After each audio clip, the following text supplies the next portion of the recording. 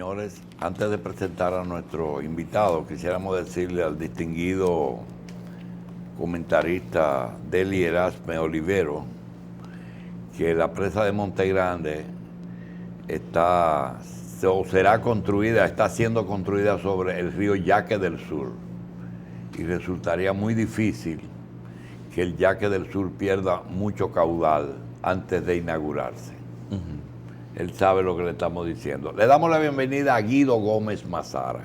Guido Gómez nos hizo un comentario que yo creo que el país lo debe conocer, porque en cierta forma nos afecta tangencialmente, porque nos contaba algo que va a ser el tema que él va a desarrollar. Él vino aquí, habló de lo de México antes de las elecciones.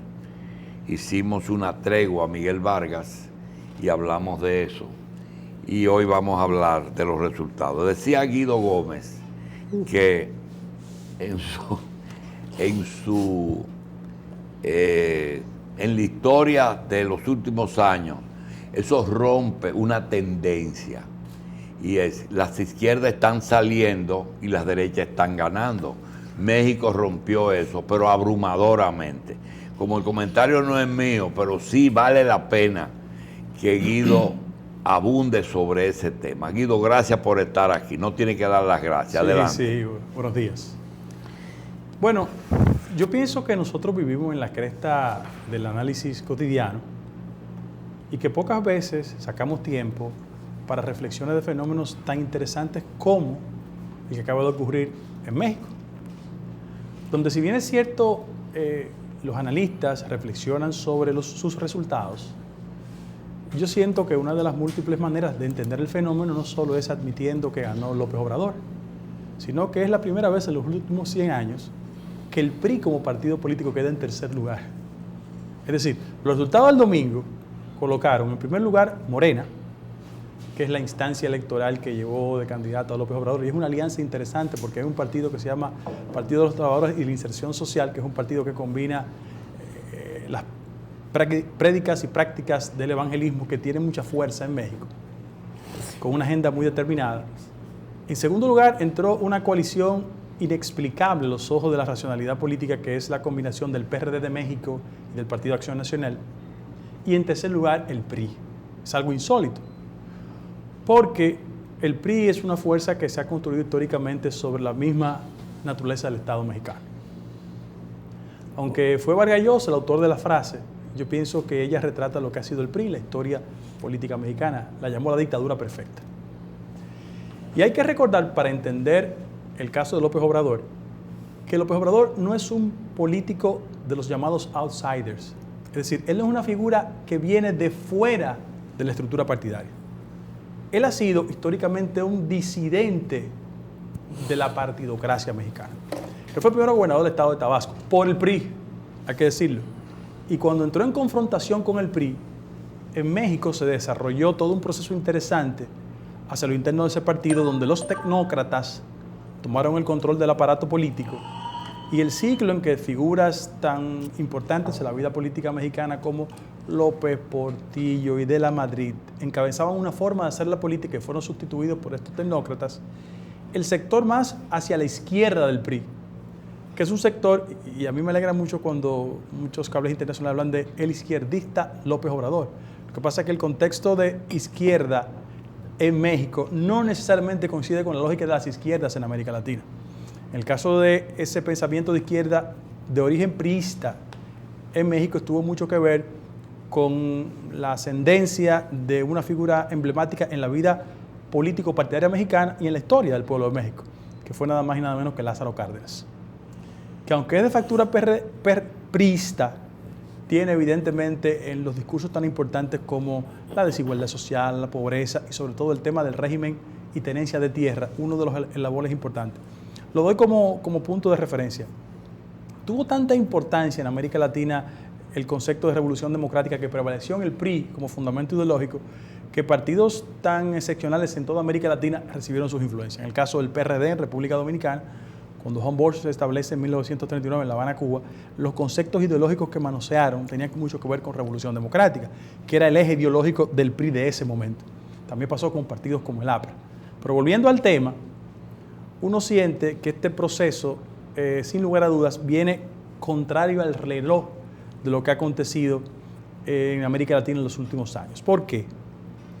Porque en el año 1999, la región sintió los efectos de cómo un fenómeno de carácter político, con una visión muy especial, digo yo, un vengador social en esa coyuntura, ganó las elecciones en Venezuela y con el éxito de los precios del barril de petróleo, el posicionamiento de las commodities y la inversión de la expansión china en toda esta parte, generó una especie de impulso de todos los partidos políticos de la llamada izquierda latinoamericana.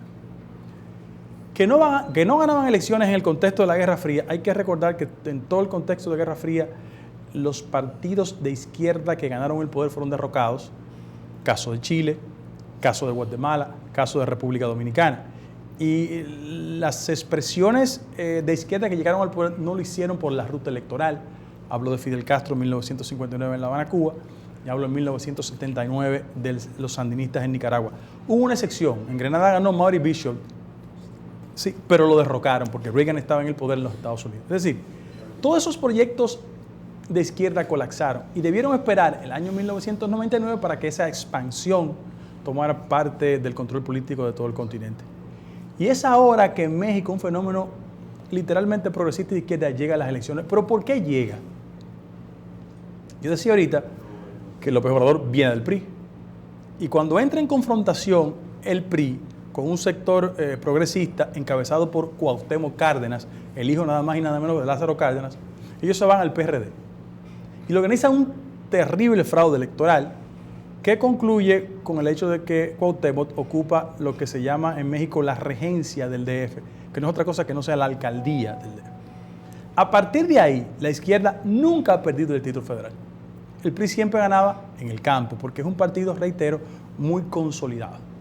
Ahora, ¿cuáles acontecimientos desde el punto de vista político en los últimos 20 años se han desarrollado en todo México que ha contribuido a este éxito electoral? 53% de gente votó en favor de López Obrador, ganó el control del Senado, de la Cámara de Diputados, 9 gobernaciones nuevas y, sobre todas las cosas, la victoria en la capital, que es emblemática. ¿Qué debió acontecer en todo México? Bueno, que el PRI, cuando fue derrotado electoralmente por Vicente Fox en primer ciclo, que es el Partido Acción Nacional, y en segundo ciclo por Felipe Calderón, el PAN es la expresión más conservadora del sistema político mexicano.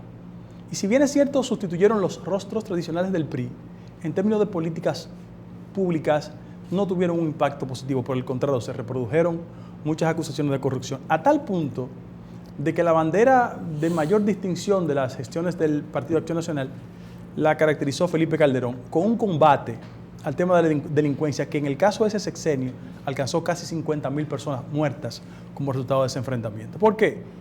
Porque el tema de la delincuencia creció, las mafias y todos los carteles crecieron significativamente por un fenómeno geográfico, la proximidad de México con los Estados Unidos.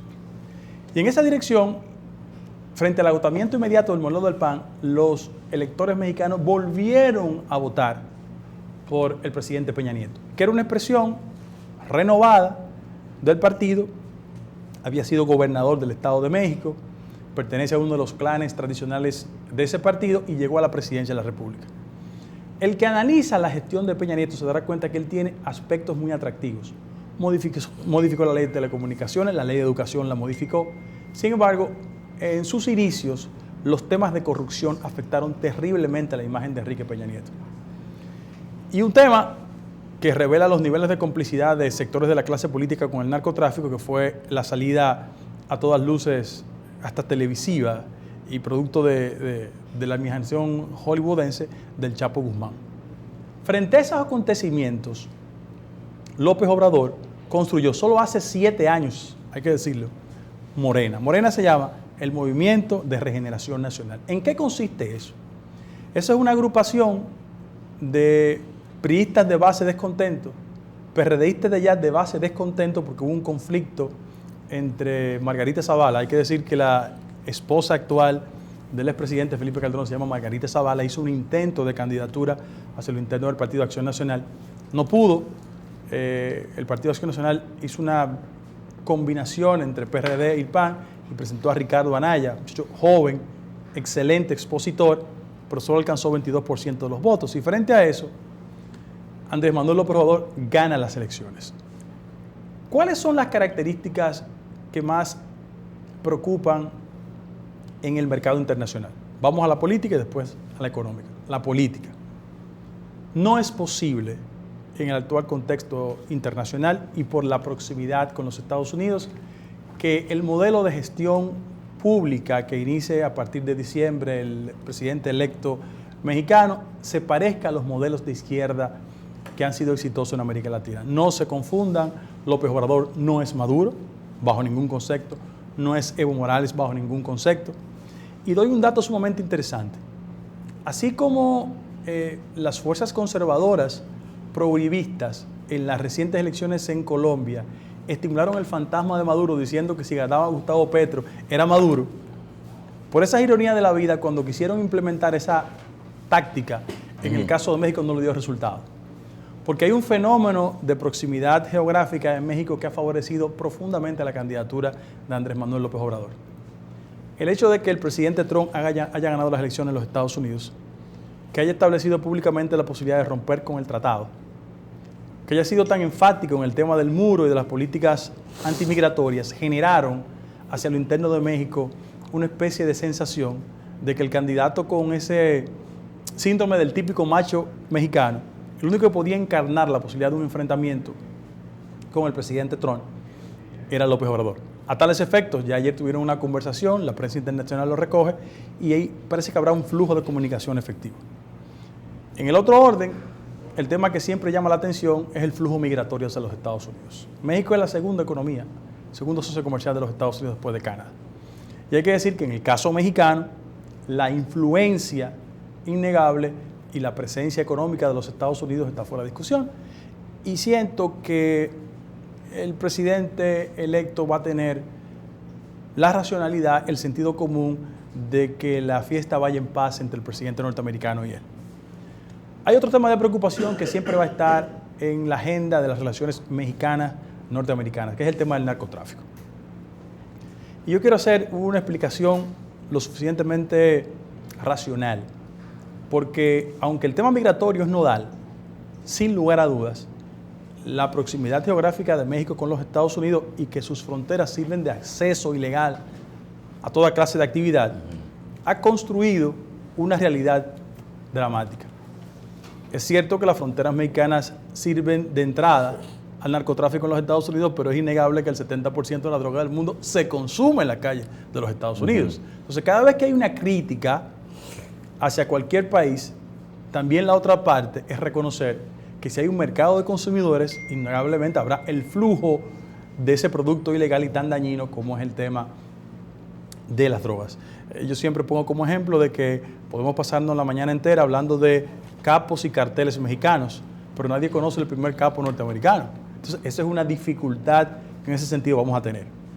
¿Cuáles son los factores que motivaron el éxito de López Obrador? En el orden local, yo siento que en México la gente está cansada, hastiada de los modelos de política tradicional, y aunque López Obrador, reitero, es un típico político del sistema, siempre ha sido un cuestionador.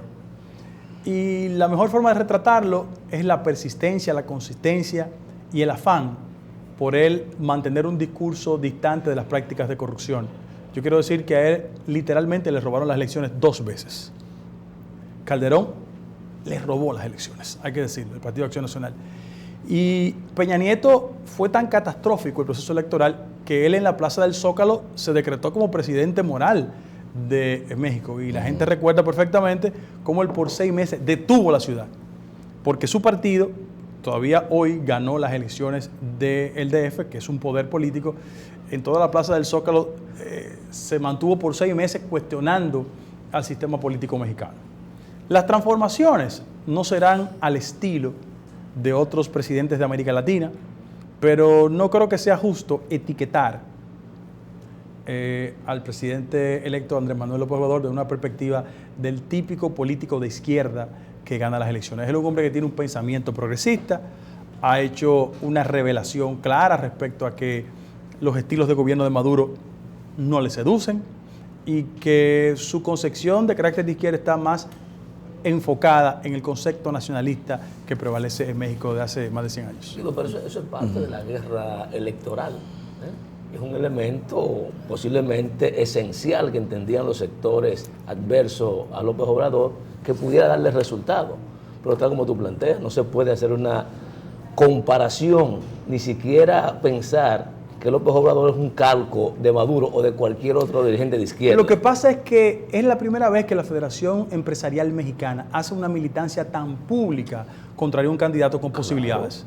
El hecho de que en medio de la campaña electoral él tuviese una discusión pública con Carlos Slim, que es un modelo empresarial en el buen sentido de la palabra, no solo mexicano, sino para todo el mundo, producto de que Slim es parte de una inversión del nuevo aeropuerto en el DF, y López Obrador ha hecho críticas a la política de inversión en esa dirección.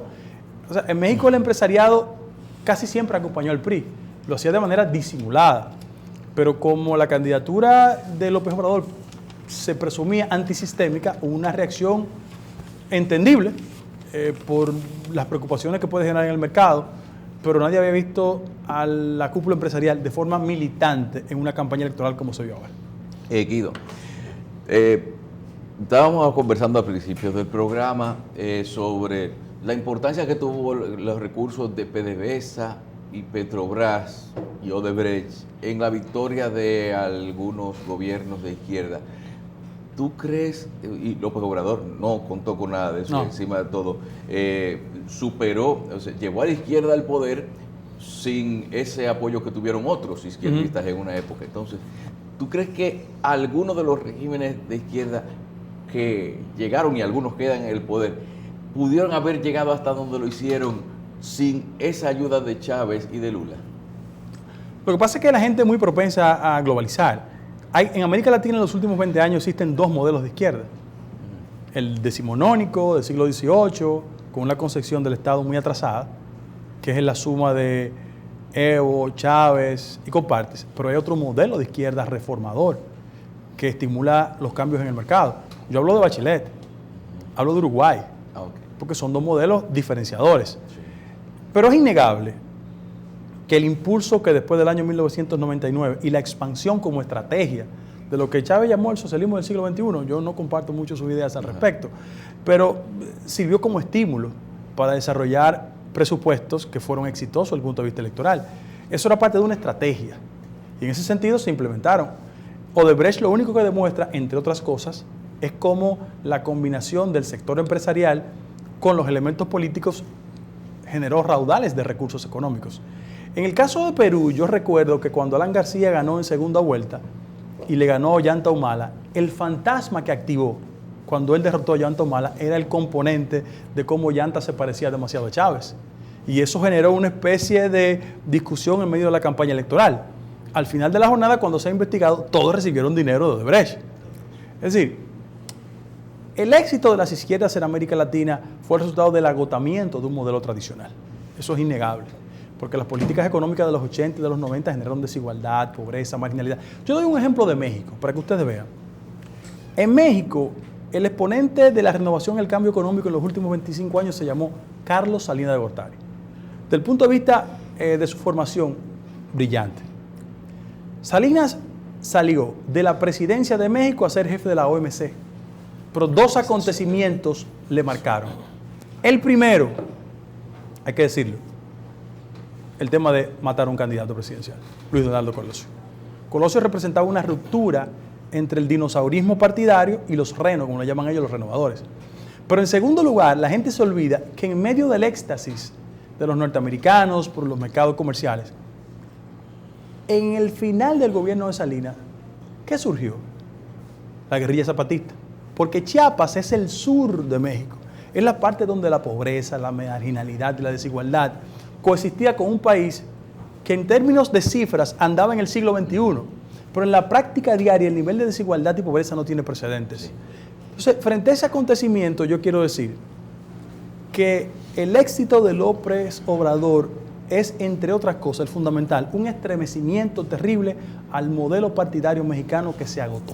Bien, Guido, Nosotros tuvimos un profesor de embriología en la universidad, y la embriología tiene mucho de imaginación, porque es muy difícil tú enseñar esa materia. Y así se pone la política en América Latina en ese momento. Cuando tú nos dices, estás rompiendo una tendencia, la tendencia de que la izquierda se va.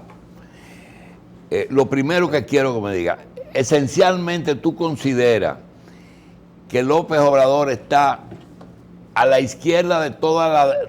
¿cómo es? A la derecha de toda la izquierda y a la izquierda de toda la derecha, o si realmente es un político de izquierda. Cualquier país se parece a México, pero México no se parece a ninguno. Por eso las características del liderazgo mexicano son muy especiales. Yo pienso que hay mucha gente, estoy frente a José Israel, que ha estudiado el fenómeno político mexicano. Quien lo ha hecho con más habilidad, desde mi humilde punto de vista, se llama Jorge Castañeda. Jorge Castañeda, de la Utopía Desarmada, que ha hecho grandes trabajos sobre el tema mexicano. López Obrador está al centro de las izquierdas de América Latina, sí, pero está a la izquierda de la derecha mexicana. Bien, otra cosa. La tendencia de muchos presidentes de la izquierda es salir, es decir, han salido del poder. Claro. Pero hay también fenómenos como el de Lula, que si logra que un juez lo suelte, no tiene ninguna duda de que puede ser presidente. No, pero lo que dicen los indicadores electorales es que es el político más popular. Sí, pero hay también el tema de que Correa pierde popularidad cuando sale del poder por algunas actitudes raras que ha tenido, claro. Por ejemplo la de ayer. Sí, porque los políticos, lo primero, muchos de los políticos de izquierda, el dilatado ejercicio del poder los hace parecerse a sus rivales históricos. Doy ejemplos. Oye, la combinación Ortega-Murillo no tiene nada que envidiarle a los Somoza. Se parecen en todo. Han acumulado en el Estado, han tomado el control del aparato institucional, reprimen a sus contrarios políticos y con todo el respeto que me merece lo que acontece hoy en Venezuela, yo pienso que las características que le dieron razón de ser a la firma del Pacto de Punto Fijo, así se llamó en 1958, sí, y que motivó el éxito de Chávez, la sociedad de América Latina observa una tendencia a que el PSV sea un partido-estado que se ha perpetuado en la dirección política de Venezuela. Bien, pero en Venezuela pasa algo, Guido, y es lo siguiente. Si tú contratas a un dominicano o a un ciudadano de cualquier parte del mundo y le dices, mira, tú vas a ganar $1,000 mensuales para que te sientes en esa silla. Y al mes le dice, mira, tú tienes que pararte de la silla y caminar 10 metros. Dice, no, tú tienes que aumentarme el sueldo porque ya yo estoy haciendo un trabajo adicional. El gobierno de Venezuela no ha entendido que el problema es que el estatus que tenía el venezolano antes de, independientemente de la corrupción, de Punto Fijo y de todo lo que tú quieras decir, no acepta que se lo hayan cambiado. Sí. ¿Verdad? Sí. Ese Bolívar como tal, ellos no lo aceptan. Sí. Tú puedes decir que hay razones. Lo que pasa, Julito, es que no hay modelos efectivos cuando los fenómenos de hiperinflación le dan en el estómago, en el bolsillo a la gente. En América Latina, como el primer país del mundo, a los presidentes les va bien en términos de sus acciones públicas cuando la economía marcha bien. Cuando el ciudadano está mejor. Entonces, en el mundo entero. Entonces, mira el caso de Clinton, metió una muchacha bajo un escritorio y ganó. Mira el caso de Bush, le explotaron la cosa y ganó. Sí, a la gente no le importa mucho. Es una frase de un expresidente norteamericano. Es la economía, estúpido. O sea, cuando la economía marcha bien, hay una reacción natural. Pero yo siento que en el caso, por ejemplo, de algunos modelos de América Latina, fíjense cómo la principal preocupación de muchos políticos de izquierda implica el día después que salen. El día después. Tú pensionabas a Correa. Sí. Parece ser que los políticos tradicionales no saben escoger correctamente a sus pupilos. Parece ser. Porque en el caso de Correa, los pellizcos vienen de quien fue su pupilo. Lenin. Y frente a ese acontecimiento, uno comienza a pensar las razones que motivan a mucha gente a cómo salir o por dónde salir. inexplicable, yo no justifico. Danilo es pupilo de Leonel. No.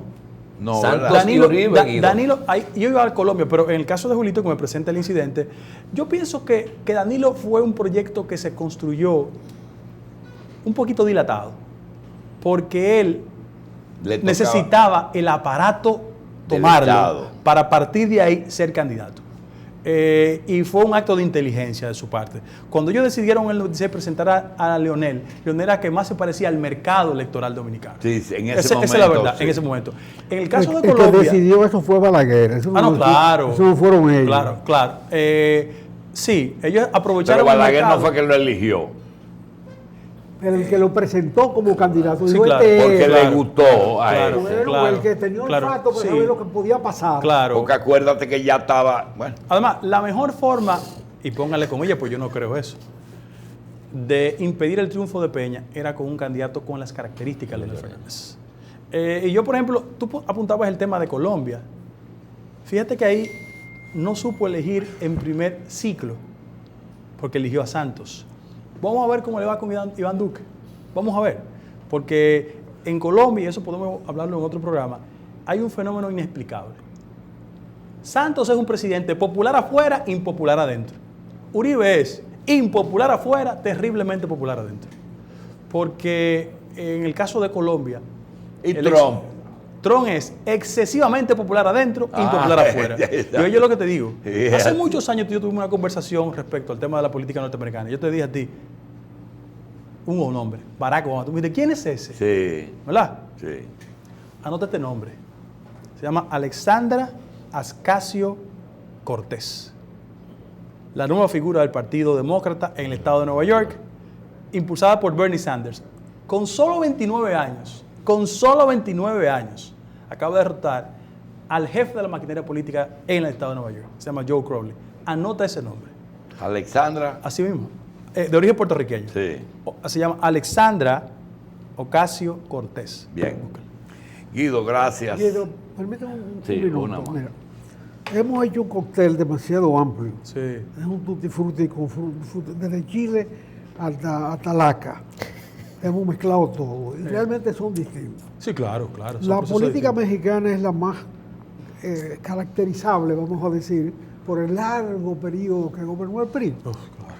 Ahora, es una ligereza de pensar que el PRI que comenzó un día es el mismo PRI que entregó otro día. El secreto de la permanencia en el poder es la capacidad de transformarse. Siendo lo mismo, ¿Eh? Siendo lo mismo como partido. Siendo lo Eso es mismo. gato pardiano. Bueno, siendo esencialmente Esto es lo lo mismo, pero los matices van variando. Claro. El único aldabonazo grande que recibió el PRI fue la presidencia de Cárdenas. Hasta ese momento, la idea de la no reelección mexicana, que fue fundamento de la Revolución Mexicana, la había manejado Plutarco Elías Calles a base de poner títeres. El último de sus títeres fue entre comillas, porque fue Cárdenas, que a la semana lo sacó y lo mandó para La Habana, de La Habana fue a parar a París y ni el cadáver ha retornado a México todavía. Eso De sí. manera que Sí. ahí se acabó ese relajo. Y a partir de ahí no hubo reelección, Sino el dedazo. el dedazo. Yo te oí decir que a Salinas lo afectó la muerte de un candidato, pero él fue que lo designó. Ah, no, pero claro. No. A puro dedo. No, es que ahí había una lucha de tendencias. Sí, claro. No es verdad que el PRI no manejó las tendencias ni manejó la sociedad mexicana. Sí. O sea, eso es mentira. Esos matices de cambio es a base de un olfato político que dirige la estabilidad. Aquí Correcto. es muy fácil entender que hay un Balaguer de los años 30, hay un Balaguer de los años 50, Y de los 90. hay un Balaguer de los años 60, desde la muerte de Trujillo en adelante, y los 12 años terribles, y hay un Balaguer del final de la vida, de los últimos 10 años. Eso lo ve cualquier dominicano muy simple, porque ese sí se manejaba con razón, con claridad, en el problema de que el secreto de la permanencia es la capacidad de modificarse y de entender a la nueva sociedad. Entonces lo de México, cuando Salinas sale, hijo de un ministro anterior, en consecuencia precandidato presidencial, Salinas ya es del board de Harvard y nunca ha dejado de serlo. A pesar del presidente, el candidato que se murió, a pesar de los expedientes de robo De y todo, todo. y a pesar de que se pasó la mayor parte del tiempo en que lo estaban buscando en La Habana. Sí. ¿Eh? Entre Salinas- Cuba y Belfast vivía. ¿Eh? Entre Cuba e Irlanda del Norte. Bueno, Sí. entre Cuba e Irlanda, pero era para los fines de la misma cosa. De manera que son personajes ya de la alta estirpe política del mundo que son prácticamente inmunes, Claro. intocables. Entonces, cuando uno se traslada a Chile, que tiene otro grado de desarrollo, se traslada a Buenos Aires, que tiene su propia vida. Buenos Aires fue previo a Caracas, que es destruir una economía. O sea, el peronismo hizo en Argentina, inoculó una cuestión tan maligna que todavía no Las hay forma consecuencias. de que Argentina se sacuda de ese condicionante histórico y arranque. Bueno, en Venezuela se ha hecho la obra maestra, poner a pasar hambre a Venezuela.